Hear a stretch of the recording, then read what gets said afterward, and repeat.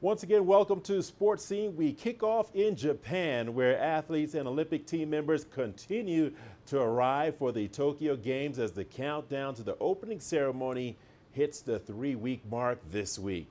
Tokyo area airports have been abuzz with activity, with athletes arriving from countries including Australia, Ghana, and Argentina on Friday. Athletes from Ireland and Germany also arrived in Japan the previous day.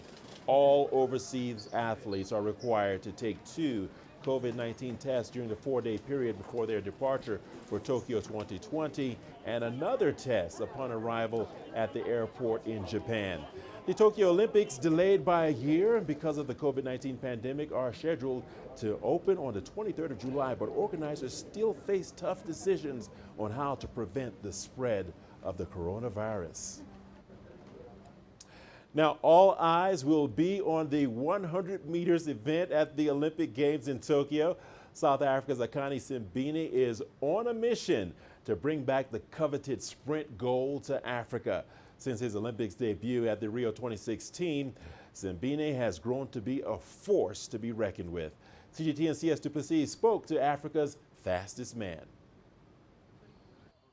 Akani Simbine goes into his second Olympic Games supremely confident in his abilities and his preparations as he goes in search of the crown jewel in athletics, the 100-meter title, and the bragging rights that go along with winning the much-anticipated event. It's been probably the toughest with athletics, there's been injuries and everything like in the past, but this has been really tough because, we work for Olympics every 4 years. We work towards it, we make sure that we are ready every 4 years, and now it was taken away from us. We have to start again for a new season, and there was a point where they said there might not be Olympics again, so it was literally up and down, but you have to just keep on going, keep on pushing and just making sure that you are better every year, better every time you get to step on the track.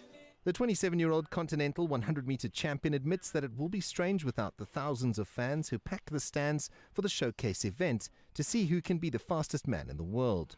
Yeah, it's very difficult, because we feed off the fans. We feed off the atmosphere that the fans give us, and without them, there's no atmosphere. It's just a dead stadium with just the athletes, and there's something missing, for us. The 2018 Commonwealth Games gold medalist feels that despite the disruptions of the pandemic and the excitement around his red-hot form last year, that he has emerged from the uncertainty as a stronger athlete. It's really nice to know that the Olympics are happening, and we're actually working towards a goal. And for me, I was at a point where training was really going well, I was competing really well, and I felt really good about where I was at.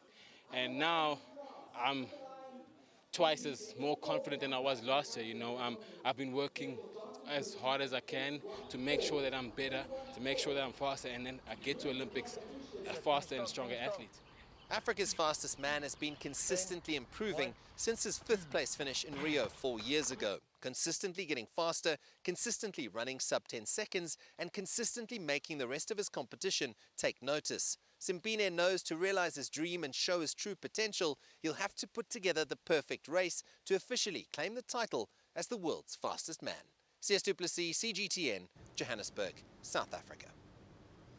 Tanzania's marathon national record holder Gabriel Guie will represent his country at the Tokyo Olympic Games. In May, he came in 6th at the Milano Marathon in Italy, clocking a new national record of 2 hours, 4 minutes, and 55 seconds. He will be one of only 3 athletes representing the East African nation in Tokyo. CGTN's Daniel Kijo visited the team in Arusha and filed this report. These 3 Tanzanians carry the hopes of a nation on their young shoulders. Long-distance runners Failuna Matanga, Alphonse Simbu, and Gabriel Guie are the only 3 athletes that will compete to the world's best at the upcoming Olympics. Gabriel Guie is the latest to qualify for the Games after setting a national record in just his first competitive marathon attempt. My national records are for the 15K, 20K, and I think the 25K. But the national record that most people know is the 42-kilometer record that I set last month.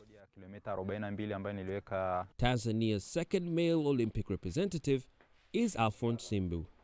In 2017, at the IAAF World Championships in London, the 26-year-old came in 3rd and won a bronze medal in the men's marathon. He says the trio is looking to shock the world. Mwaka huu kweli hata mimi mwenyewe nina kiu ya kufanya vizuri. This year, to be honest, I have a thirst for a good performance. I want a medal. I know for Tanzanians we have never got a full marathon medal. The legends like Filbert Bayi got medals in the 1,500 metres. So because I've qualified, Gabrielle has qualified and Failuna as well. Man, I tell each day we are dreaming of Olympic gold. Kwa kuwa mimi nimequalify. Tanzania has won 2 Olympic medals in its history, with both coming at the Moscow 1980 Games. Filbert Bayi, who is now the Tanzania Olympic Committee Secretary General, won silver in the 3,000-meter steeplechase, while Suleiman Nyambui won a medal of the same color over 5,000 meters. Historically, Tanzania was known for its long-distance runners. Suleiman Nyambui and Filbert Bayi are 2 of the biggest names in Tanzanian track and field. Both won Olympic medals for the country in 1980. Now, Simbu, Gabriel and others are looking to use the 2021 Olympics to inspire a new generation of athletic talent. Tanzania has already had to postpone an Olympic training camp after Tokyo 2020 was moved back a year due to the COVID-19 crisis. Sasa unakuta nchi ambao sisi tumetegemea kwenda. There were countries we had planned to go compete in the qualifying races, but could not because of COVID-19 infections were high and the events got canceled. Many of our young athletes could not qualify. Kwa hiyo inakuwa kidogo changamoto kubwa sana. Failuna Matanga is Tanzania's most accomplished woman long-distance runner. She competed in the women's 10,000 meters at the 2017 World Championships in Athletics. Failuna finished in 16th place in 2017 when she competed in the senior women's race at the IAAF World Cross Country Championships in Denmark. She says she hopes to inspire more women to compete in athletics. Why can't Tanzanian women compete as well? It's not like we can't. We just need more awareness and support. We ask our athletics federation to motivate more women to join. Athletics Tanzania is now looking to grow athletics from the ground up. Recently we had spoken to the ministry, and we think that we should have secondary schools and primary schools with sports bias, specifically athletics. And the reason I'm saying so is that they'll have training after their academic sessions. So that's where we think, that's where we ask the government to invest, and I look forward that they will do that. As the team continues training on the foot of Mount Meru in Arusha, they know they're preparing for what could be an historic moment, winning an Olympic medal. Daniel Kijo, CGTN, Arusha, Tanzania. Rwanda is eyeing its first ever Olympics medal at the Tokyo 2020 as the East African country's team prepares to jet out for their 10th Summer Games appearance. Team Rwanda chef de mission Jean de Didu Makundi Yukuri spoke to CGTN's Mohamed Abubakar on their preparations. In this time of COVID-19, when the games were stopped, because in March last year, the government took a decision to close everything, businesses, and sport was one of the sectors which were even much impacted by the COVID-19, because all of us were sent home into lockdowns. So the athletes were training at their homes, but we requested some financial support from the Olympic Solidarity to cover or to help them train at home, but also to give them access to like communication, good training materials. They can do their own gym at home, and we follow up what they are doing. So we sit with the federations to make plans for them for the training, and then we support them technically but also financially, because you cannot train if you don't have enough money and facilities. With COVID-19 health protocols being a major concern going into the games, what have you done to make sure your athletes are safe going to Tokyo? We trust the organizers of the games. We trust Tokyo 2020 because they have done a tremendous job or tremendous work to try to set countermeasures to reduce or to protect the athletes and the officials and everyone who is going to be at the games, to protect him free of COVID-19, because that's where It was a sad decision, but I think, in my opinion, it was a good decision to stop international spectators to go to the games, because there will be no international spectators, to make sure that the athletes and the officials, the athletes will compete in a safe environment. And here in Rwanda, the government has supported us to get vaccinated. So at least we have played our part. We are vaccinated, and everyone who is going to be at the games will be vaccinated. Mr. Nta, lastly, what are plans in place to make sure Rwanda can now have more athletes going into the Olympics? Our plan was to have a very big number of athletes, and our target was 10 athletes. But not only COVID was a challenge for us to have a big number of athletes to compete at the Olympic Games, but there are also other factors, technical factors. I would say that this is not the plan which is going to work for now, for Tokyo 2020, no, because it's already too late. But in our strategic plan for 2024, 2021, 2024 to Paris, because the programs are the ones which help athletes to compete and to train, compete, and qualify for the games.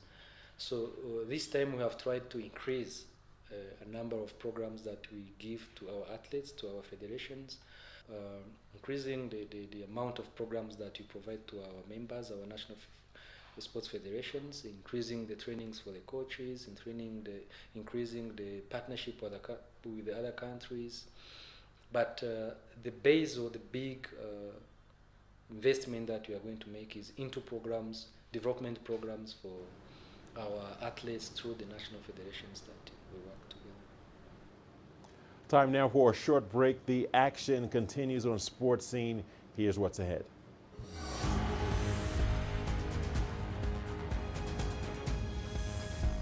We focus on martial arts as Tunisian taekwondo quartet eye podium in Japan. The greatest journeys, the greatest sights, the greatest adventures. Here in Kanata, this weir allows the locals to walk on water. We're far more than just TV news. We're your passport to the wonders of Africa. To bring you stories of struggle, survival, and hope.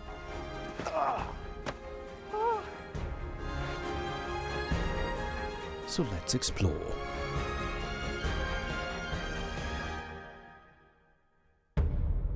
CGTN.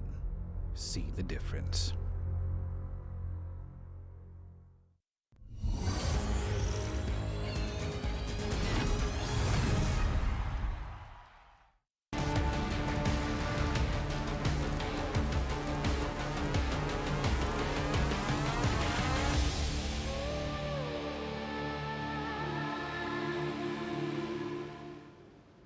Welcome back to Sports Scene. After dominating the African Taekwondo Championships in Dakar, Senegal, the Tunisian team is fine-tuning their preparations for the Tokyo 2020 Olympics. Khalil Jen-Doubi, Firaz Goutash, and Faraz Boujema won gold medals in the men's under 45, under 53, and under 63 kilogram categories in that order. Chema Toomey completed the gold rush when she won the women's under 53 category, and the four are looking forward to medals in Japan. Here's CGTN's Adnan Shawashi with more. Mohamed Khalil Jen-Doubi is an African Taekwondo champion who will represent his country, Tunisia, at the Summer Olympics. He belongs to a new generation who have raised the bar higher for Taekwondo in Africa. The preparation will continue until the last day before the Olympics. I'm ready for this challenge. I promise the Tunisian Taekwondo family that my performance in Tokyo will be the best in my career. Saifuddin Trabilsi is a former world Taekwondo champion. The young athlete is the current national team coach. He will accompany, train and support the Tunisian Taekwondo champions in Tokyo. Our strategy is based on winning a gold medal and not just qualifying. We know 90% of our adversaries. The preparation of a champion has been successful. Tunisia's taekwondo team will raise the country's flag high. The Tunisian Taekwondo Federation has provided all logistical, financial and human support needed for the preparations for Khalil and his technical staff. We are focused on the Olympic Games, but also on the 2021 World Taekwondo Championships in China. Taekwondo is the second most popular sport in Tunisia after football. We have the potential and the quantity. Now we aim to improve quality. In 2018, Mohamed Khalil Jandoubi won a bronze medal in the 48-kilogram event at the 2018 Summer Youth Olympics held in Buenos Aires, Argentina. The young athlete now dreams of winning a gold medal in Tokyo. Adnan Shawishi, CGTN, Tunis. Seydou Fofana is all the buzz in Bamako after becoming the only Malian athlete to qualify for the Tokyo 2020 Summer Olympics in Taekwondo. Fofana's preparations for Japan are being keenly followed at home, and as he dusts off his final training, he has set his sights on winning a medal, as CGTN's Susan Wangeli reports. Seydou Fofana qualified for the Tokyo 2020 at an Olympics tournament held in Rabat, Morocco. As the final countdown to the Games nears, his preparations have attracted huge interest from his friends. The second Dan degree holder in Taekwondo is the only Malian martial artist who has booked his ticket to Japan. I train 3 times a day, in the morning, in the afternoon, from 4 p.m. to 6 p.m. and from 6 p.m. to 9 p.m. We focus on physical, technical, tactical and combat exercises. We also train in the gym. Every Saturday we practice everything we have learned during the week. We also review our weekly activities to see what worked and what didn't. Based on this review, the coach tells me what I need to improve. Fofana family believes he can bring home a gold medal for his first Olympic Games. For him, you have to set big goals when you go to a big competition. My goal in these Olympic Games is to bring the gold medal to Mali. It will be the very first medal for my country, Mali. There are 3 medals at the Olympic Games, gold, silver and bronze. But the one that interests me the most is the gold medal. Whatever the challenges, I will bring back this medal at home in Mali. All these things, you can't have them without hard work. Thank God I have been training. Fofana started his Taekwondo career in 2003 in Bamako before becoming a champion of Mali in 2009.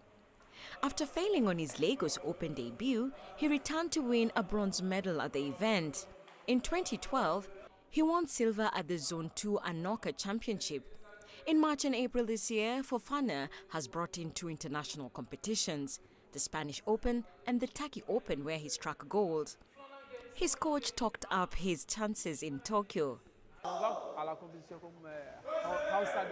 We are going to the Olympics as underdogs because Seydou has not earned points like the other qualified athletes. But what makes him strong is that he has a strong mind. I am ready, even though the Olympics are scheduled to start tomorrow. I am ready to fight. It's true that I haven't earned the same points as the other athletes, but as long as I'm in the competition, I'll do my best to win. Taekwondo was introduced in Mali in 1969 by a master from Côte d'Ivoire. Today, the country has more than 15,000 Taekwondo martial artists. Taekwondo is gradually developing in Mali. There is no region of the country where this sport is not practiced. But the challenge we are currently facing is the funding and the problem of materials. Mali did not medal in Taekwondo at the past 2 Olympics, that is, London 2012 and Rio 2016 Games. However, in Fofana, the country hopes it will be 3rd time lucky for them at the biggest sporting event in the world. Susan Wangeli, CGTN. And let's talk a bit of football. Some latest news from Euro 2020 now. And Denmark have continued their fairy tale after beating Czech Republic 2-1 to qualify for their first semi-final since winning the tournament in 1992. Tom Delaney put the Danes in front in the 5th minute before Kasper Dahlberg made it 2-0 in the 42nd minute. Czech top scorer Patrick Schick halved the deficit in the 49th, but Denmark held on to set a date against England or Ukraine. How about that? All right, the action continues on Sports Scene. Do not go away. Plenty more to come. Here's a look at what's ahead.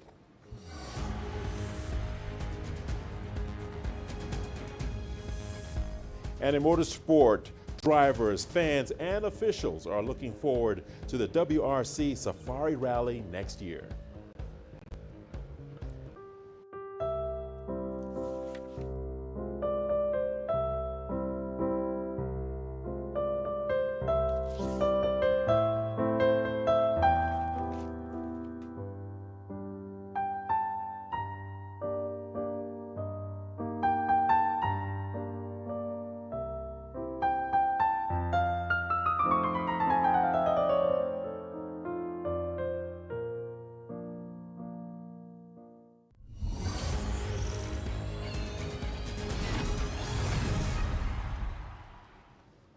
Welcome back to Sports Scene. Kenya Safari Rally made a triumphant return to the World Rally Championships as the African Classics Motorsport showpiece lived up to its reputation.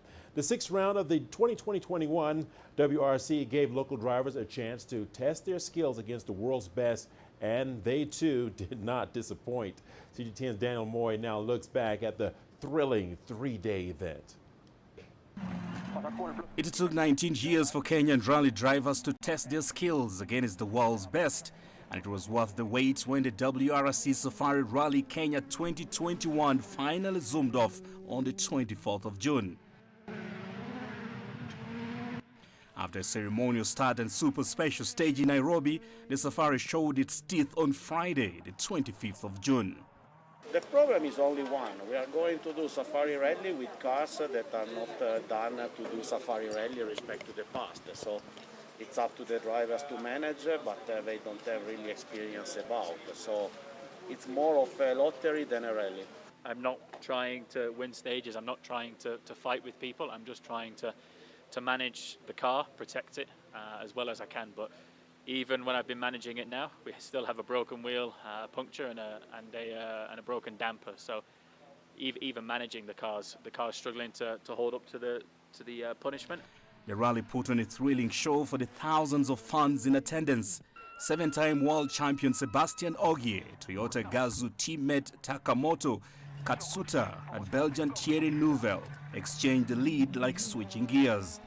On Sunday the 27th of June, however, the ultimate glory belonged to Frenchman Ogier. Rally Kenya didn't disappoint. It was a very challenging event for everybody with a lot of actions. Many things happened, and I think we can be happy to come out as a winner. Is Onkarai and Drew Sturrock. 3 Kenyan drivers managed to get into the top 10, providing their prowess in their own backyard despite having less powerful machines. Give me a 100 horsepower car more. Those cars are phenomenal. They're 800,000 euros and as I said, 100 horsepower more. No, look, they're professionals as well.